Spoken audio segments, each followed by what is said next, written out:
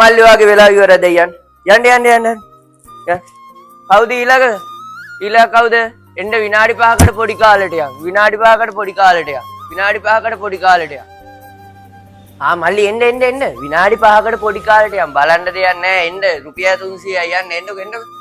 මොකක්ද අයියා පොඩි කාලේ කතන්දරේ? කතන්දරේ ඔයාට ඇතුළටම ගිහින් බලන්න පුළුවන් මල්ලි. එන්නකො. රුපියල් 300ක් දෙන්නකො. හැමදාම නෑ. ඔයාට විනාඩි 5කට පොඩි කාලෙට ගිහින් එන්න පුළුවන්. එන්නකො. 300ක් දෙන්න.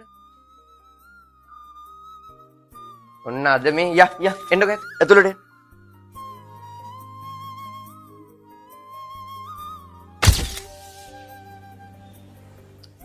ඔයාද මගේ පොඩි කාලේ එක්කෙනා? ඔව්වේ මං තමා. දැන් ඔයා ලොකු වෙලානේ ගොඩක්. ඔයා දැන් වැඩට යනවා, සල්ලි හම්බ කරනවා. ඒ මදි රටේ ෆෝන් එකකුත් තියෙනවා. දැන් ඔයා එහෙන සතුටින් නේද? ෆෝන් තිබ්බා කියලා වැඩක් නැහැනේ. ඉස්සර වගේ යාළුවොත් එක්ක සෙල්ලම් කරන්න, හැංගි මුට්ටු කරන්න, ක්‍රිකට් ගහන්න.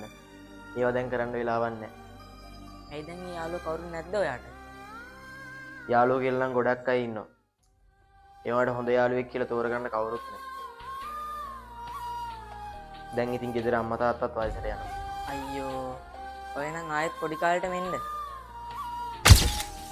හරි මල්ලි වෙලා ඉවරයි. වාගේ වෙලා ඉවරයි. හරි වෙලා ඉවරයි.